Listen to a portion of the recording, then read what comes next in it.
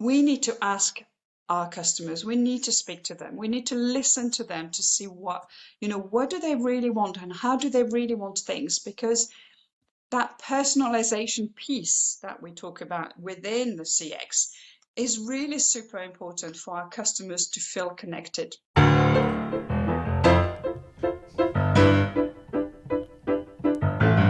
You're listening to CX Passport, the show about creating great customer experiences with a dash of travel talk. Each episode, we'll talk with our guests about great CX, travel, and just like the best journeys, explore new directions we never anticipated. I'm your host, Rick Denton. I believe the best meals are served outside and require a passport. Let's get going. Today's guest is an absolute bundle of energy. Probably more at home on stage than in her own living room. I am confident that our guest will make you smile. Look, she's smiling already, and you're smiling too, I guarantee it. I am excited to talk with Claire Boscq, keynote speaker, spreader of happiness, and creator of the BizShui concept to energize people and places into prosperity. I'm certainly curious about the BizShui idea. If you've had a chance to experience a Claire keynote, you know the energy I mentioned. Now, sorry, folks, you won't be able to see those iconic yellow shoes today, but you can see some of the yellow already. I'm sure they are right there below the screen. Trust me, I guarantee they're there. Make sure that you find a way to see those shoes and Claire on stage in the future. Now, there's a huge background to Claire. Today, she lives in Dubai, having recently moved there from Jersey. Now, no, my U.S. listeners, not Bon Jovi's Jersey, not Sopranos Jersey, Jersey, the small island just off the coast of France. She founded a wonderfully successful mystery shopping company prior to the pandemic, with significant lessons to be learned and shared from there. She was a cast member at Epcot at Disney too. That brought some great guest experience lessons. You bet it did. You simply can't talk with Claire without getting energized. It's going to be a wild ride today, which is what we want out of our journeys, right? Claire, welcome to CX Passport. Oh, what a wonderful welcoming. How can you not smile and be energized by that, right? Well, see, you and I, we're already laughing. We're already smiling. So I told you it was going to happen. So, Claire, we were talking about BizShui in the introduction, but that's based off of Feng Shui, right? And I don't think about that in a business context very often. To me, it's a design, it's an architecture statement. How are you bringing that concept into the business and customer experience world? Yeah, I think, there's always been something about it. So I've been fascinated. I discovered Feng Shui about 12, 13 years ago. And it was very much a bump into it. And then I got fascinated by it and I started studying. And I always kind of wanted to bring it into the business, but, with what I was doing, mystery shopping and very corporate CX thing, I thought, if I talk about Feng Shui, people would think I've gone all woo-woo kind of things. But actually, if anything, I think the pandemic had taught us something and has made us realize how much working on the side of a bed or a kitchen table isn't productive at all, is it? Amen. Right. Okay. So suddenly we're thinking, I'm not feeling right. I can't concentrate. I procrastinate all day. What's going on? And that's what most people don't realize is our physical environment will affect us on a subconscious level. And so when the pandemic arrived, I kind of lost all my business in 3 days. Oh, so mystery gosh. shopping was gone. And it took me quite a few months to kind of pick myself up from the floor and actually start thinking, okay, what am I doing now? And it was something that I always wanted to do, but never kind of really brought it. But when you think about it, there's a gap in businesses. We talk about the culture of a business, so that inner energy of a business. We talk about our external customers. We talk about internal customers. But what about that external physical environment would affect us as people? And that's the gap that I realized that we had. We were not, most organizations were not giving the tools to their employees to feel good in their environment. Okay. Does that make I like sense? that. Yeah. That makes some sense to me. So that idea of BizShui. So I like that you said, oh, it started off, people are worried about it. I was woo, right? To use your term there. How have you kind of helped people migrate through that to where it's not just this idea that people think is wackadoodle, but actually, no, this actually makes sense for me. How are you navigating them through that journey? Well, again, I think the pandemic in a way was very good for that Yeah. awareness piece of it. I think, suddenly you're saying to somebody, have you ever walked into a shop and you just feel, ooh, that kind of, ooh, Yeah. feel, you just really don't like it. Or that restaurant, it's noisy, there's people, you can't hear it, that kind of things where you just want to get out.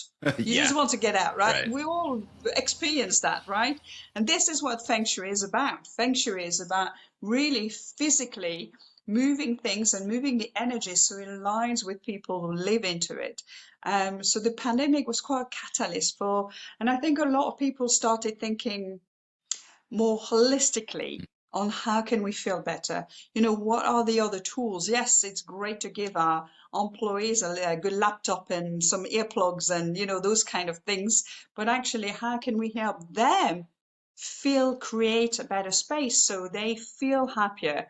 And we've seen all those photos of people, with their top, with black, with a suit and, that kind of things. But the back end of it and how you feel, how you position yourself has that subconscious effect on you and how your state of being, how you feel, how you think, and how you behave. They're all interconnected. This is your captain speaking. I want to thank you for listening to CX Passport today. We've now reached our cruising altitude, so I'll turn that seatbelt sign off. While you're getting comfortable, hit that follow or subscribe button on your favorite podcast app so you'll never miss an episode. Love it if you'd tell a friend about CX Passport, leave a review so others can discover the show as well. Now, sit back and enjoy the rest of the episode. That's, as you say it, I feel it even more. And now I'm kind of self-conscious as I kind of look around my office and think, I could probably improve that or improve that. But you're right. When you come into a space that is balanced, when you come into a space that is right, how much more creative can you be and how much more inspired can you be? And so that's true of us as individual business people, but what you're describing is what that looks like for the overall customer and what the customer experiences as they engage with your business and bringing them in. Yeah. I didn't think of this before we started talking because I knew I wanted to talk to you about being a cast member at Epcot, right? Yeah. Anytime you're in customer experience, you always want to talk about Disney. Disney is the epicenter, right? That is the legendary place for it. But then when I think about what Disney does such a good job of is creating that space, that environment, all of that. So take us back to that world with you, that world where you were the cast member at Epcot. So storytelling time, what memories do you have from that time? And how do those memories influence what you're talking about in the world of customer experience and business today? Well, I think it was a long time ago now. I'm talking about, real kind of a good 30 years ago now, because I was 21 when I went there. And I have to say, 21 years later, it still feels like if it was last year. Yeah. And this is just what they create, that inner culture, that inner energy that we all connected somehow, some way by that Disney kind of energy. It's incredible, right? How this is produced and millions of employees, so cast members, and people around the world have experienced that in different ways. And so for me, it was like, I was coming out of catering school. It was just like, it was just magic. And being able to, for me to have that on my CV was very good at my age, at 21 when I started. But with then the actual business that I run, with the actual everything else that I was doing behind, that was a real platform. And I realized how much of a platform of that core customer experience, how important all that was, the employee experience that they created. When we arrived first there, we had like a Bible like this to read, and you couldn't actually get into the park without really have done a 1 week Mickey Mouse University kind of, Okay. week. You couldn't even step inside the park without having done that week, where, they're taking you through everything from the values to what you wanted to do. And so many organizations forget that bit, that onboarding part of it, that being part of something as a whole together. This is what we're trying to achieve. And an organization sign you on, sign the paper, off you go there, and then that's it. And then you wonder why they don't stay or they don't perform, and you're like, I wonder why. This is very bizarre. Yeah. Yeah. So those steps, throughout, that employee experience, and we always talk about customer experience from for Disney, for people going there. Mm-hmm. But as an employee, that was a real employee experience, from picking up my uniform in the morning when you arrived, the incredible place that we had, the whole system. You just think it's incredible how it works. It really is a city in the city, right? And Yeah. and it's managing all. It's incredible to sitting down and having lunch next to Beauty and the Beast, and having lunch with the Beast next to me. I absolutely, I really do love that. And we do talk a lot about Disney's focus on the customer, the guest. This book that's over my shoulder here is Be Our Guest, and it's the Disney principles. And it's definitely one of my customer experience Bibles.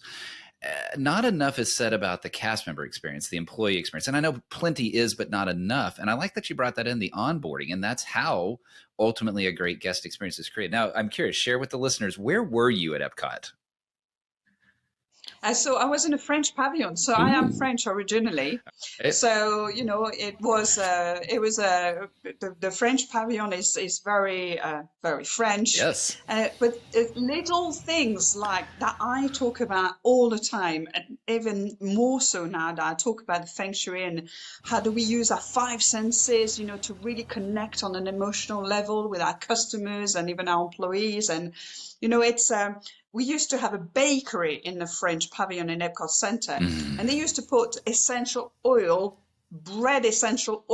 in the air conditioning. Oh yeah. So from like 8 o'clock in the morning, you smell the bread from the entrance. That's right. And people are like, they go to the French pavilion just for their bread because of the smell. And how incredible, how powerful is the sense of smell, right? Truth. And now I use that all the time, because what you want is connect with your customers on an emotional, connect with the smells, with the eyes, with the ears. So you've got music when you go past the different pavilions, the different countries, you recognize something, and suddenly it takes you back to, I don't know, your wedding day or something that happened. And those five senses are direct drivers, and it's something that you kind of is again on the subconscious level. And actually, when you're conscious of it, and so for a business, doing it consciously, having a smell when you enter a hotel, beautiful, having some tingling music around, and it's all very subtle, but it's all part of that experience. And it's a key lock for the memory. So you and I could now go and discuss Marcel Proust, Remembrance of Things Past, and we could start talking about how the thread of smell wove through that entire book. We're not going to do that. I spent an entire semester studying that, so we can't do it in one podcast episode. But I completely, like right now, I can smell the smell that existed at what was the Intercontinental Hotel in Hong Kong.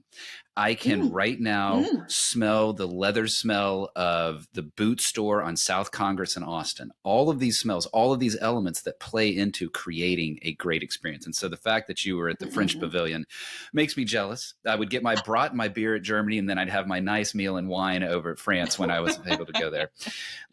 I want to talk about something else, because you started a campaign recently. A lot of folks look at the calendar and just let it slide by. Not you. You launched the 50 and Fabulous campaign. Tell me about that campaign and why you launched it. Well, one of the things, so I moved to Dubai, so I'm having kind of my midlife revival, some people call it crisis. Okay. I'm doing a revival, right?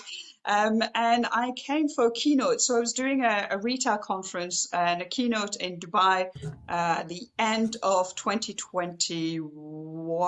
2021. And I arrived in Dubai and I just went, whoa, this is just incredible. Yeah. I came back to Jersey, my little island of Jersey, and it was raining and it was cold and it was on the beach and I had gloves and I was shivering and I was like, oh, this is just not happening.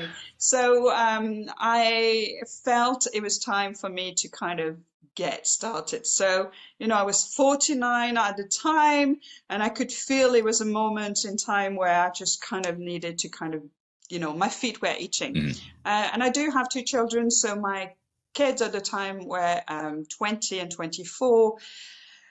So they're little adults, they were working, they were doing their own things. And I'm thinking, okay, so the children are now adults and, this is happening and this is happening. And what am I doing? What am I doing here? And so I decided to pack my all, sell everything in Jersey. I've spoken to the children first. I did, I promise I did. I didn't pack them in the cake and left. And they say, no, we're happy. You've got to go and do what you've got to do. And I felt like almost I was the one leaving for university, I love it. And it was kind of a time where I'm thinking, okay, what else? What is next? And so I left in October for Dubai, started my new life in Dubai. And, the TikTok clock of the 50 was coming. And I was really desperate to go back and see the children. I really, they came and visit me in January, but January to May was a long time and I really missed them. So I started counting the days at which I was going back to see them. And then I thought, well, I may as well do a countdown of it. Okay. And, why not? So a lot of the things when I arrived in Dubai, some of the event organizer called me the event energizer. Nice. I mean, isn't it just beautiful, right? Yeah. It's quite a cool way to do it. And, how do you keep that energy going, Claire? And that's kind of the questions I'm getting, asked regularly. So I decided to celebrate my 50th with, big panache and fabulousness.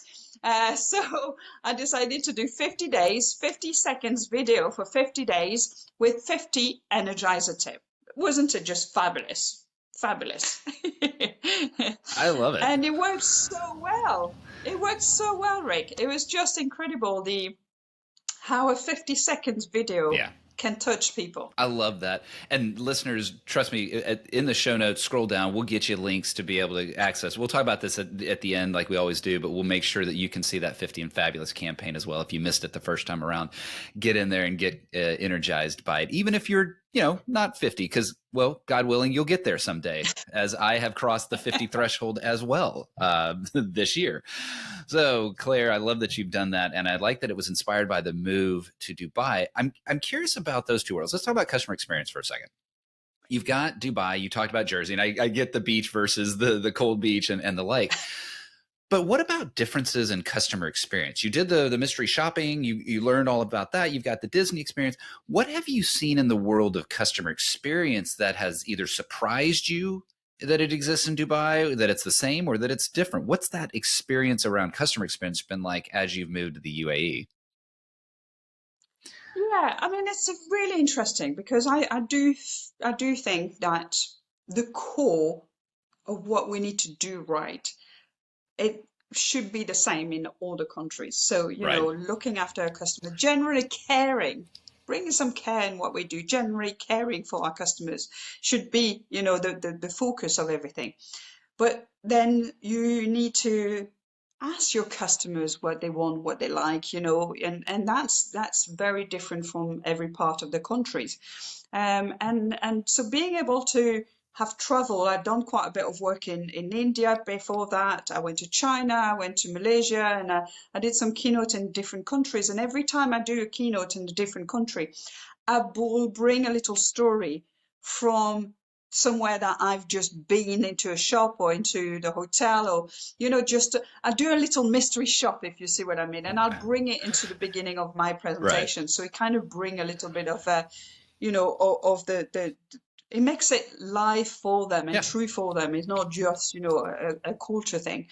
And it's really interesting because expectations are so different. And I think it really comes back to that when we talk about CX and when we talk about that experience as a whole, we need to ask our customers, we need to speak to them, we need to listen to them to see what do they really want and how do they really want things, because that personalization piece that we talk about within the CX is really super important for our customers to feel connected.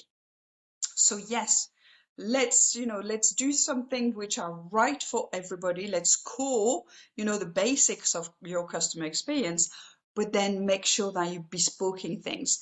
And in Dubai, it's such a big, massive city with so many. I mean, 88% of the population is expat. Oh, yeah. Wow. I knew it was high. I just Right. didn't realize it was that high. Right, and plus all the tourists Sure. coming in. So, the attention to details, sometimes there's a lot of employees everywhere. Hmm. And some of the things that I get frustrated is, they may have maybe 10 employees maybe running around. And actually, if we had 5 which are really well trained, I see. they would do just as well, and if not better, because everybody's kind of a little bit running around. So I think a lot of the time we come back to the same thing. I see a lot of organizations spending thousands of dollars on marketing. Oh, we're promoting our business here, come in, to our hotels and da da da. And then they spend no money on training. I mean, stop it.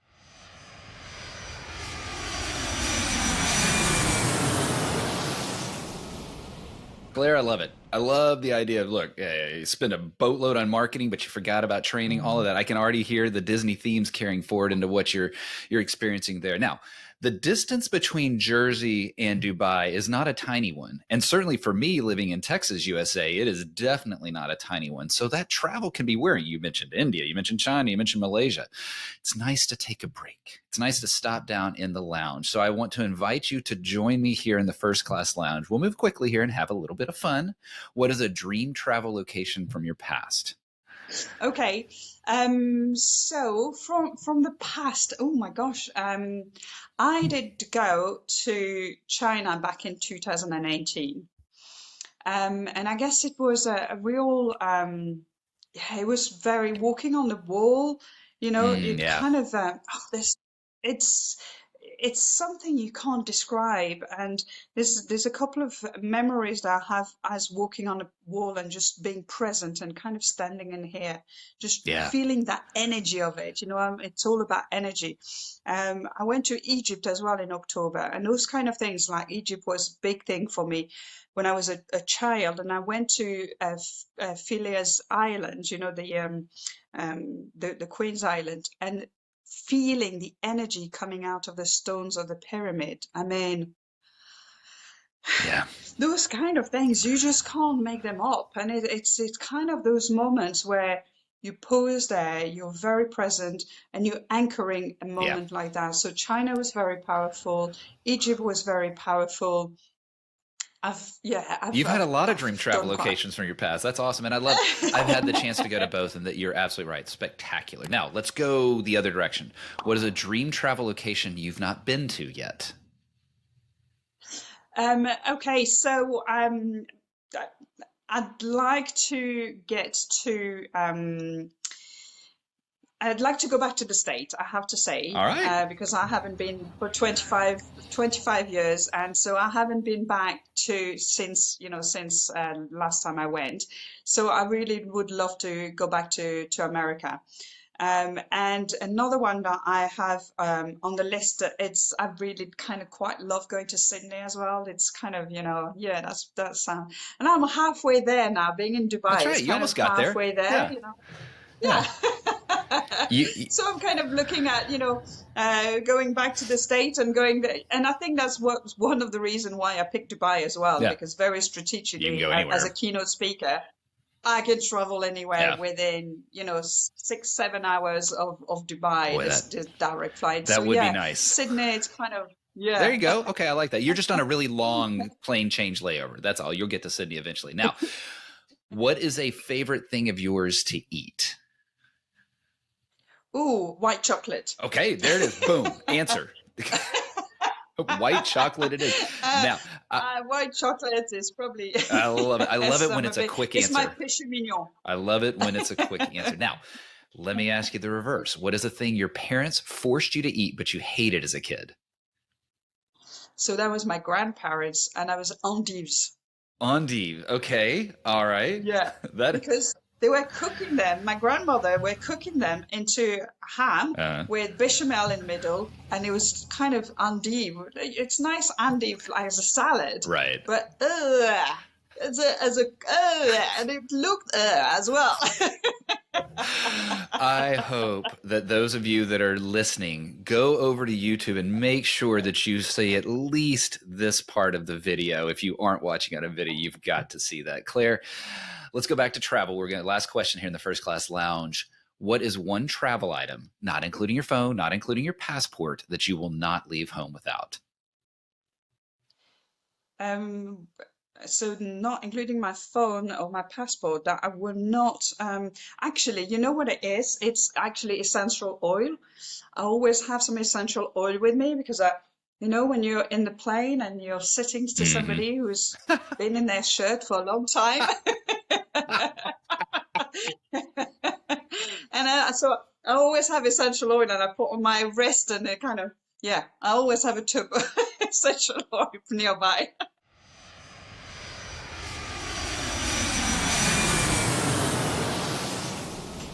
Oh, Claire, I'm still laughing about the essential oil and spritzing it around the cabin. Off air, I'll tell you the story about my dad taking, if you remember, Cathay Pacific used to have spritz water bottles in the lavatories. He went around and helped people freshen up throughout the plane, one flight from LA to Hong Kong. But that's an off-air story, and we'll get to there.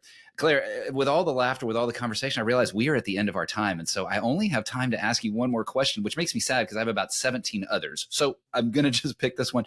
You talked about the onboarding experience back at Disney, and customer experience and onboarding and employee experience, everything's woven together. We know that elevating customer experience comes from elevating employee experience. So I'm asking you more about the leaders. How can you help leaders be more emotionally intelligent to help support their employees' experience, their employees' well-being, so that they in turn can create great customer experience?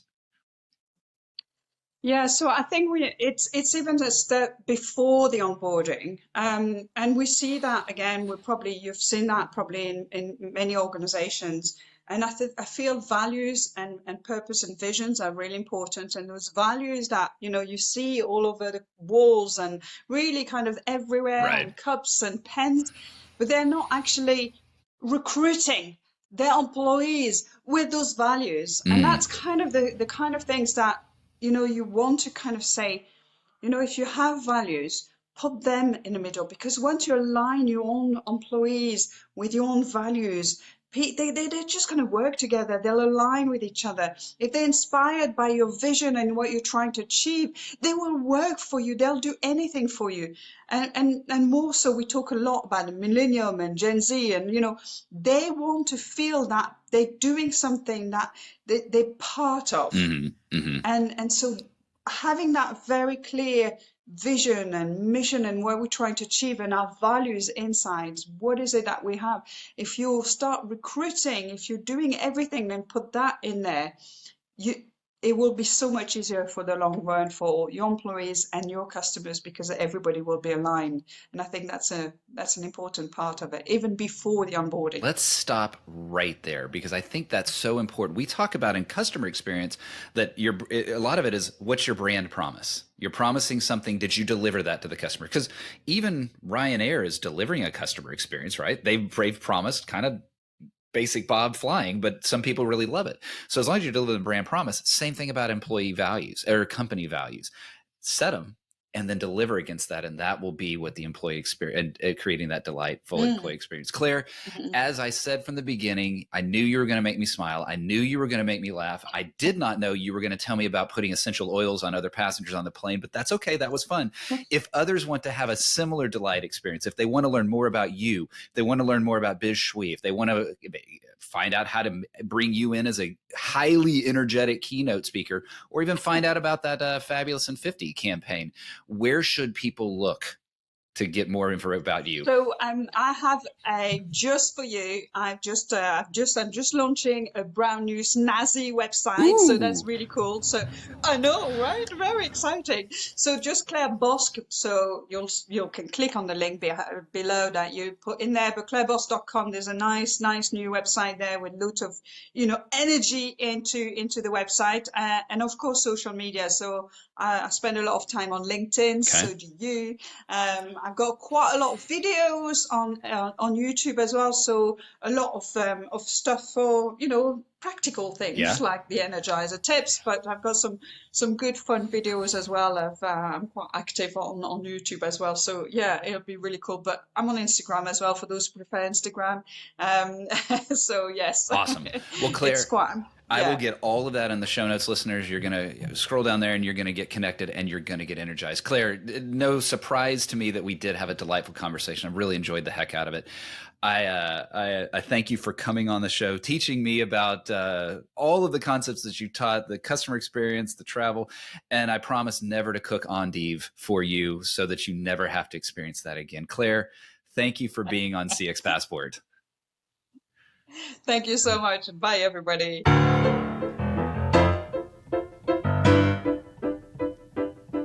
Thanks for joining us this week on CX Passport. If you like today's episode, I have 3 quick next steps for you. Click subscribe on the CX Passport YouTube channel or your favorite podcast app. Next, leave a comment below the video or a review in your favorite podcast app so others can find and enjoy CX Passport too. Then head over to cxpassport.com for show notes and resources that can help you create tangible business results by delivering great customer experience. Until next time, I'm Rick Denton, and I believe the best meals are served outside and require a passport.